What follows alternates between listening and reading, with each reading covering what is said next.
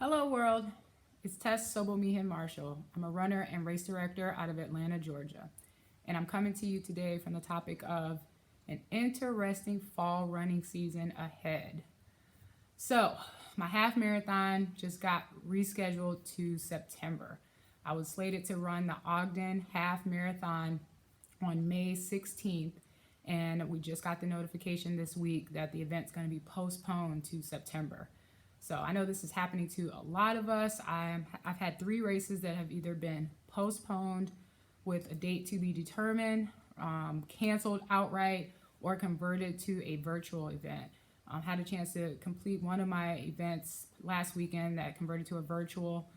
The ultimate just make lemonade out of lemon situation. I was very grateful to that organizer for communicating with us fairly quickly that they were going to have to convert to a virtual, and sent out our packets and everything. So I know a lot of us are going through that. And I wanted to come to you today and just talk about some of the positives that can come out of this kind of doubling up in the fall that we're about to experience.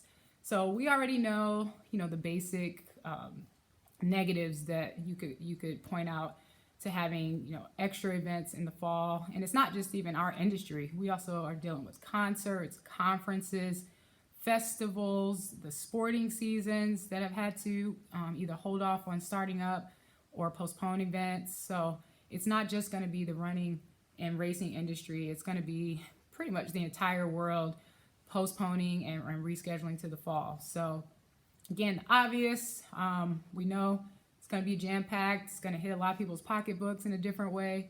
But I wanted to point out and maybe even get some feedback from you guys on the positives that can come out of this interesting fall that's ahead. So a little bit more about me. Again, I'm a race director as well as an avid runner. My company, Running Nerds, we put on a series of events called Run Social, which is 6 race events plus 1 big old group run. And then we also have a half marathon, which is a fall event in October called The Race. And then we also have clients that we work in the corporate and charity spaces, and we curate events for them. So here in Atlanta, we have definitely seen a lot of pivoting, and you guys know that word. I'm sure you're hearing that a lot during these uncertain times, where people are making decisions about what to do with their events and how to make the most out of an event that was already planned all the way up until a week ago, to counting on those early registrations to get them into the summer or fall months. We also have 4 events that are scheduled kind of in that uncertain period of like May through August, where we really don't know what's going to happen, where we're going to be in our world to make a decision. So we're just doing a great job of communicating with our community about what they already know is going on in the world and how we're going to respond.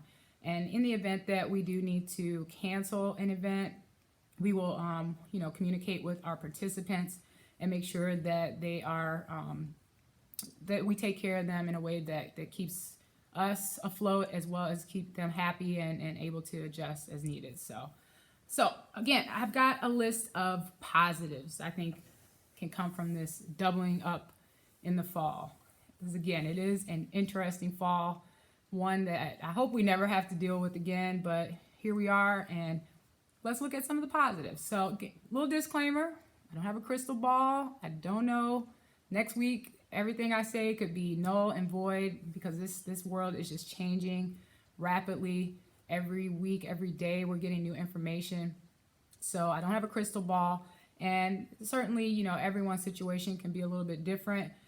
So hopefully you'll take some of these positives, think about them, and again, add to my list after you watch this video. So the first thing, I think we're going to have a fitness and running boom after all is said and done. You think about it, people are sitting in their homes, that pent up energy that we're experiencing, or you're getting out and running, walking, and getting on some of these online classes that all of these fitness companies are offering, and maybe even doing more exercise than you previously would have because you got more time on your hands. So I think once these restrictions are released and we start to get back into that new normal, people are going to be excited about signing up for events, joining gyms, interacting with people, and getting out to some of these events. So as a race director, I'm looking at that as a very positive thing that we can focus on and we can look forward to once we get back and we're able to get out to some of our favorite events. So I think we're going to get a boom. I think we'll get a lot of new people who didn't think about running or walking or fitness before, but since they've been kind of forced to do it as a release and outlet, they'll try out some of our events to compensate for that. Next, definitely think we're going to get more people paying attention to cancellation policies, refund policies, waivers. I know I'm guilty of it. When I register for a race, I just click through, check that I read the waiver, check all the I understand this and I understand that. And when something happens where you do have to activate either a cancellation or refund, you go back and hopefully read it, and it might, it's clearly stated, hey, no refunds, no in the event of a cancellation, here are your options. So I think we'll get people definitely reading through those options much clearer. And race directors and event directors, if your policies have not been clear in the past, make sure they are super clear. We make sure and all of our registrations that the refund policies are very clearly stated in the event that we have to enact any of that. So look forward to people really deep diving into your waivers. Next, I also think that is going to lead to a lot more late registrations. People are going to be hesitant to register early for events. So that can be a bad thing just because, a lot of times in event and race planning, we count on those early registrations to help predict what to order. We need a bulk of our people registered weeks in advance so that we can put in those orders, particularly if you have t-shirts, medals, venues, things of that nature. If you do have an event that typically sells out, or you kind of have an idea of where you fall every year, this can be a positive because most of the time your registration fees are higher the closer you get to the event. So you may yield a little bit higher revenue on the race registrations. So I think it could be a positive. It can be a little frustrating and a little drives race directors a little crazy, not knowing when you're going to get that rush. But at the end of the day, I think people will come back. They will register, but they're going to be very hesitant to register early and take advantage of your early bird registrations. The next one, I think we're going to see more obvious precautions on safety and sanitation.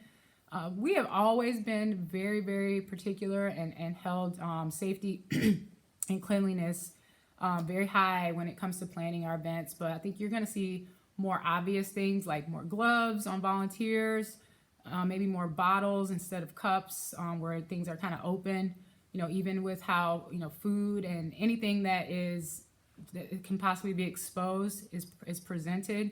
Obviously, if your events are being held in venues, the venue itself is going to have very strict and obvious sanitation and safety policies, really similar to how things changed drastically after 9/11 and after some of the unfortunate school shootings and bomb threats and things that we've experienced in our world. So we're going to be in a different space, in a different place when it comes to how we present our safety and sanitation moving forward. But again, that can be a good thing. I don't think that race directors were falling through the cracks on this by any means, but we're definitely going to have that high priority on our checklist to make sure these things are taken care of. The next one, I think we're going to have a lot more gratitude for large gatherings and their impact on our mental health.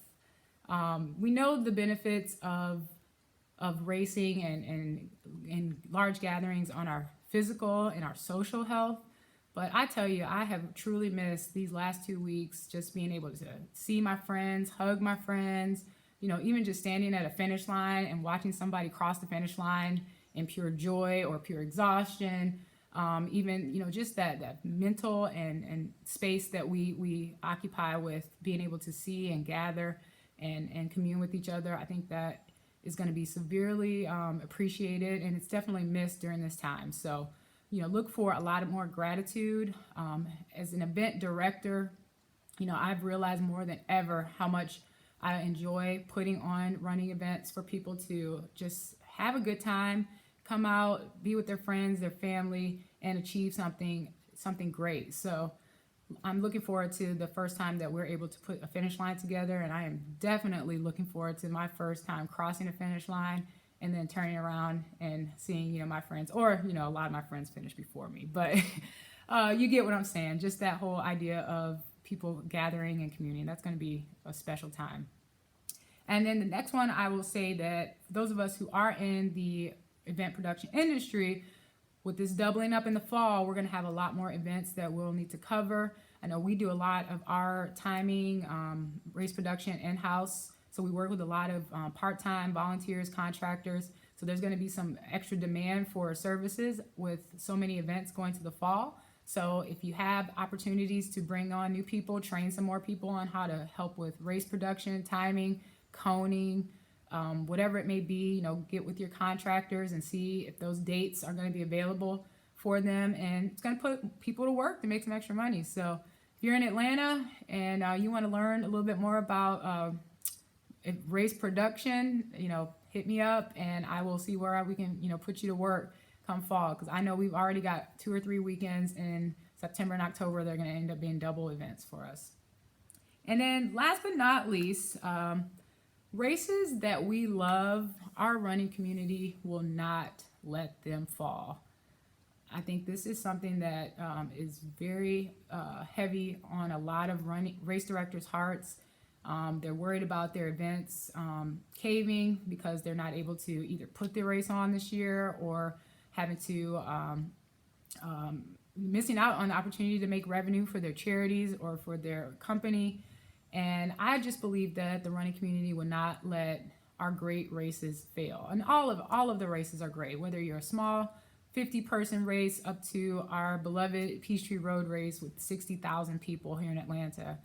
I think that, we're definitely all going through tough times.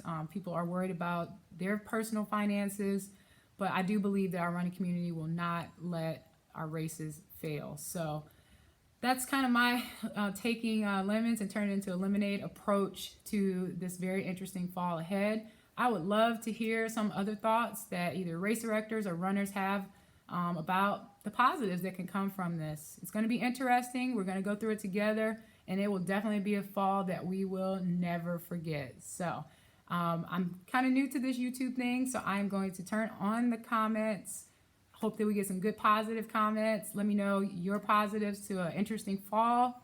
Also, let me know the other words that you are excited to not have to hear or say again once it's all over. Pivoting, uncertain times. Let's jump on a Zoom call. Shout out to Zoom. It's been a lifesaver for me. But I just want to thank everybody. Remember, stay active, stay connected, stay positive. And we're going to come out of this better than ever. Y'all have a good one.